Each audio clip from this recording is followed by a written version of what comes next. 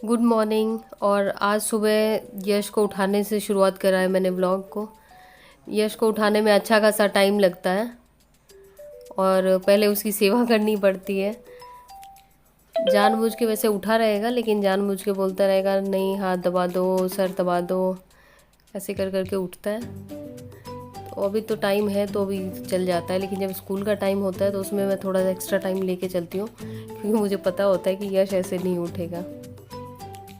कमल जी जब उठाते हैं, जब मैं नहीं होती हूँ, जैसे मैं छत पे हूँ या कहीं, वैसे तो कहीं बाहर नहीं होती हूँ अभी, लेकिन जब छत वगैरह पे होती हूँ तब उसे लगता है कि मम्मा नहीं है, फिर उठ जाता है आराम से। सब कुछ चलता है मम्मा के पास ही।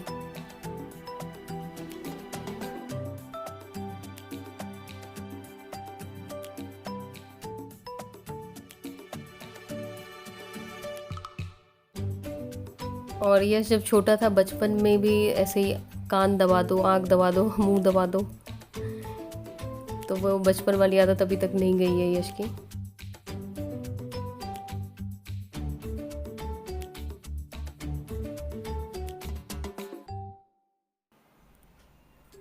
यश कैमरा देख के गुस्सा हो रहा है कि कह रहा है कैमरा बंद करो, आपने कैमरा क्यों लगाया। और मैं इससे खुश हो रही हूँ जैसे किसी नेता का स्टिंग ऑपरेशन कराओ।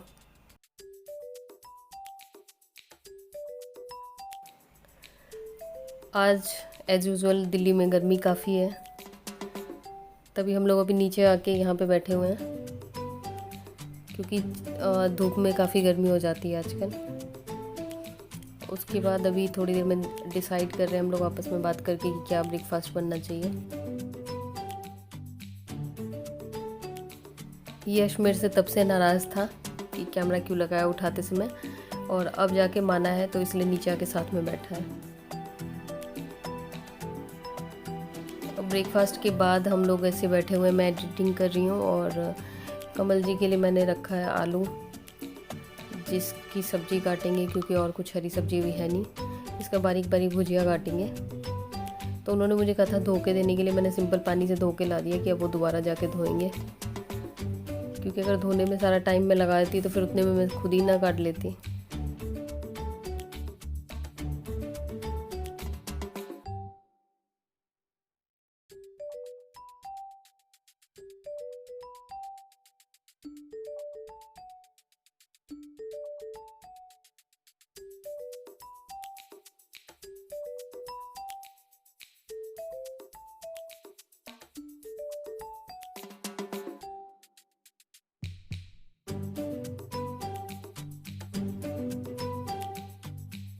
अभी लाइट काफ़ी देर से गई हुई है और पानी की पाइप भी काट रखी है, क्योंकि वो जो गड्ढा जो घर के बाहर कर रहे थे, तो आज वो लोग आए नहीं हैं क्योंकि आज ईद है, तो उसकी वजह से शायद छुट्टी मार ली है।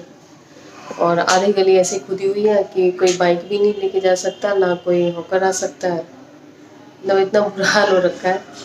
और पानी अभी बाहर से लेके आए हैं कमल जी, और कुछ लोग जो दूसरी गली में पाइप लगा के फिर तब पानी भर रहे थे। और बाकी अभी हम लोग तो बाहर से लेके आए, देखते हैं कब तक चलेगा ऐसा।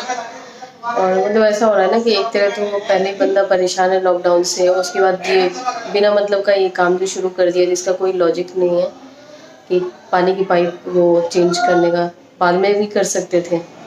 और ऊपर से सबसे सोने पे सुहागा लाइट चली जाती है।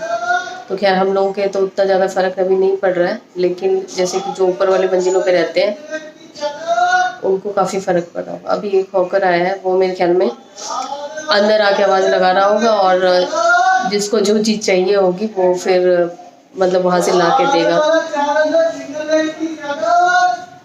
चादरें बेचने आया है, अभी चादर कौन खरीदेगा, क्योंकि सब्जी वाला तो आया नहीं, केले वाला आया था, वो साइकिल पे लेके आया था बेचारा जैसे तैसे, तो वो केले खरीदे हमने, और सब्जी वब्जी का पता नहीं। अब तो ये हो रहा है ना कि मतलब ना घर में रह सकते ना बाहर में रह सकते, ऐसा हाल कर रखा है। घर के बाहर मतलब जा नहीं सकते धूप की वजह से और लॉकडाउन की वजह से, और घर के अंदर गर्मी की वजह से। पहले लाइट जाती नहीं थी तो इसलिए हमने इन्वर्टर भी हटवा लिया, और हमने क्या, हमारी गली में सबने, जिनके घर में भी था सबने हटवा लिया, क्योंकि कभी जाती नहीं थी लाइट। और अब ऐसा हो रहा है कि रात को भी लाइट जाती है, आधी रात में जाती है लाइट, और दिन में भी जाती है। तो चलिए तो मैं खाना बनाने जा रही हूँ, अब देखती हूँ लाइट आती है कि नहीं आती है। हम लोग सभी लंच कर चुके हैं और ऐसे ही बैठे हुए थे, तो मेरे सर में एक्चुअली दर्द हो रहा है काफ़ी टाइम से क्या, सुबह से बहुत ज़्यादा दर्द हो रहा है। तो मैं सोच रही हूँ कि थोड़ा सा स्टीम ले लूँ, और पानी मैं इसी में गर्म कर रही हूँ वाटर जग में, क्योंकि अगर गैस पे भी करूँगी तो गैस पे थोड़ा ज़्यादा ही टाइम लगेगा। स्टीम लेने से शायद कुछ राहत मिल जाए।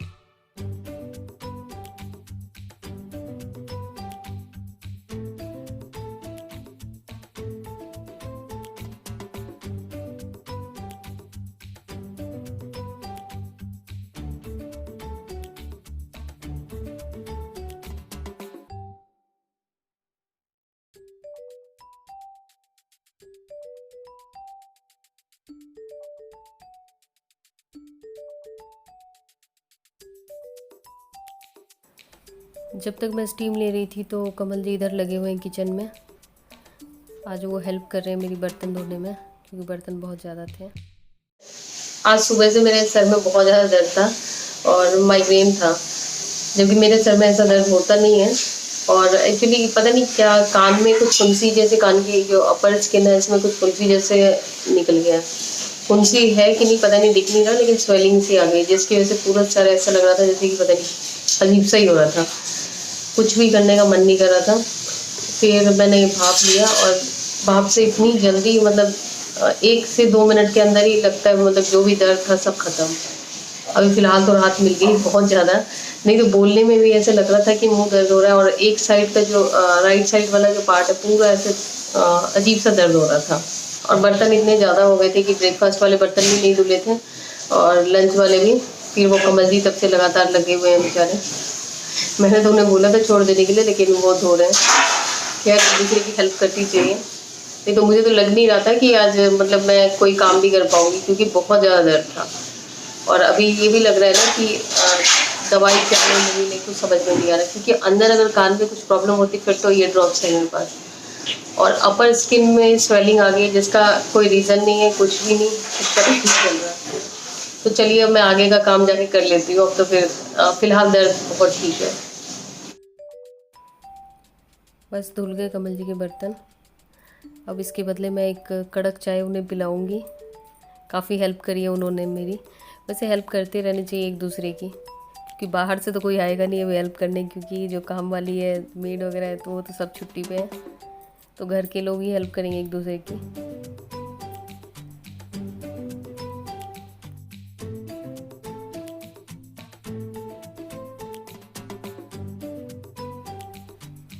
रात का टाइम हो चुका है और मैं डिनर की तैयारी कर रही हूँ। और सब्ज़ी मैंने बना रखी है, सब्ज़ी मैंने चने की दाल और लौकी की बना रखी है। और ये इसका अगर डिटेल में आपको देखना हो तो मेरा मेन चैनल जो है अनुपमा झा चैनल, उस पर आप देख सकते हैं कि मिट्टी के बर्तन में किस तरीके से खाना बनाएं पहली बार, उसको कैसे मेंटेन करें, उसको कैसे वॉश करें, जो भी होता है मिट्टी से रिलेटेड वो आप देख सकते हैं। मैंने इसमें सब्ज़ी बनाई है पहली बार और बहुत अच्छी खुशबू आ रही है। अब मैं रोटी बना लेती हूँ। तो रोटी भी मैं मिट्टी के तवे पे बनाने वाली हूँ।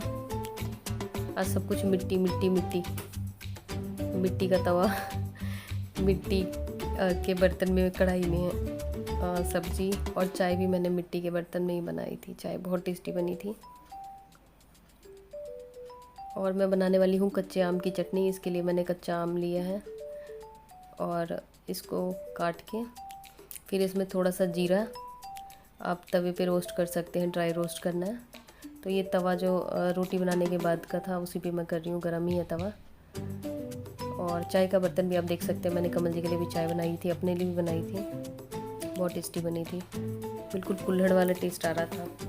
और ये बर्तन मुझे काफ़ी अच्छे लगे। वैसे तवे की क्वालिटी थोड़ी सी इन्फीरियर है, वो दूसरे ब्रांड का है। तो ये सारे मैंने अमेज़ोन से ऑनलाइन मंगाए थे, मैं इसका लिंक दे दूँगी, अगर आप चाहे तो देख सकते हैं। पर तवा की क्वालिटी मुझे उतनी ज़्यादा पसंद नहीं आई। जीरा मेरा हो चुका है रोस्ट, पहले मैं इसको ज़रा साफ़ कर लूँ, क्योंकि आटा ऐसे बिखरा हुआ लगता है ना, जैसे लगता है दिमाग में कुछ ऐसे अजीब सा जिग सा लगता रहता है आटा अगर स्लैब पे बिखरा हो। रोटी बनाना मुझे इसलिए भी नहीं पसंद होता कि उसमें ना आटा ऐसे ऐसे बिखरता है, बहुत ही ज़्यादा अजीब लगता है। तो पहले मैं थोड़ा सा गैस पोंछ लूँ, उसके बाद बनाएंगे हम चटनी। और कैसा भी खाना हो, अगर चटनी हो साथ में तो उस खाने की अलग ही बात हो जाती है। ये रहा जीरा, और इसमें ज़्यादा कुछ नहीं करना।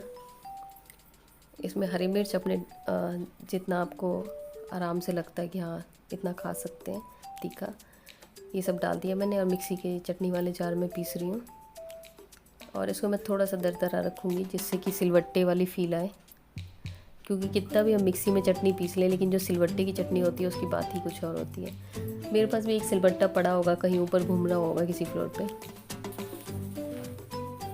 क्योंकि सिलवट्टे पे पहले मैं मसाला सिलवट्टे पे पीसती थी, और पहले आलस भी नहीं आता था। आजकल आलस, सब लोग आलस की दुकान होते जा रहे हैं। खैर चटनी तो मेरी पिस गई है, और खाना लगा देती हूँ। और कमल जी को वैसे ये सब्ज़ी उतनी पसंद नहीं है, लेकिन मैंने उन्हें बोला, मैंने कहा कि खुशबू आ रही है, खुशबू कैसी आ रही है, तो उन्हें खुशबू बहुत अच्छी लगी। और मतलब जो नॉर्मली मैं सब्ज़ी बनाती हूँ इसकी, ये चटनी, जैसे कि चने की दाल और लौकी की, उसमें वो खुशबू नहीं आती है जो अभी आ रही है मिट्टी के बर्तन की। तो ये हमारा डिनर है, अब हम खाने चलते हैं। जो सब्ज़ी मैंने बनाई है, तो ये सब्ज़ी मेरे पापा बचपन में एक बार पापा ने बनाया था, जब मैं 5th क्लास में थी, और मेरी सिस्टर अनामिका थी, और मम्मी गए हुए थे गाँव। पापा ने बनाई और पता नहीं जैसे तैसे बना दी, और कुकर में बनाई थी। फिर पापा को लगा कि शायद सब्ज़ी उतनी ज़्यादा अच्छी नहीं है, तो उन्हें लगा कि शायद ऊपर से तेल डाल देंगे तो और अच्छी हो जाएगी। फिर उन्होंने उसके ऊपर जो सब्ज़ी बन चुकी थी उसमें सरसों तेल, ऊपर से कच्चा सरसों तेल डाल दिया। उसके बाद वो सब्ज़ी इतनी मतलब खाने लायक नहीं थी बिल्कुल ही, और पापा बार बार अच्छा बना है ना, अच्छा बना है ना, अब देखो कितना तेल डल गया, अच्छा लग रहा है ना। और उसके बाद कई सालों तक वो सब्ज़ी, कई सालों तक क्या, शादी, जब तक शादी नहीं हुई थी और उसके बाद भी ये सब्ज़ी मुझे इतनी चिढ़ मचती थी देख के, तो वो सब्ज़ी याद आ जाती थी जो पापा ने बनाई थी। तो खैर अब तो मैं कुछ टाइम से बना रही हूँ ये, लेकिन बहुत सालों तक के लिए मुझे इसका डर बैठ गया था इस सब्ज़ी को देख के, चने की दाल और लौकी की सब्ज़ी का। अभी लगभग 10 बजने वाले हैं और मुझे अच्छी खासी नींद आ रही है, तो इस ब्लॉग को मैं यहीं पे एंड करती हूँ, और फिर मिलती हूँ आपसे नए ब्लॉग में। और आम की चटनी जो मैंने बताई है, ये पहले भी आप लोगों ने बोला था, लेकिन मैं बता नहीं पाई थी, मैं भूल गई थी बताना। तो ये बहुत आसानी से बन जाती है और बहुत टेस्ट अच्छा होता है इसका। तो चलिए मिलती हूँ आपसे नए ब्लॉग में।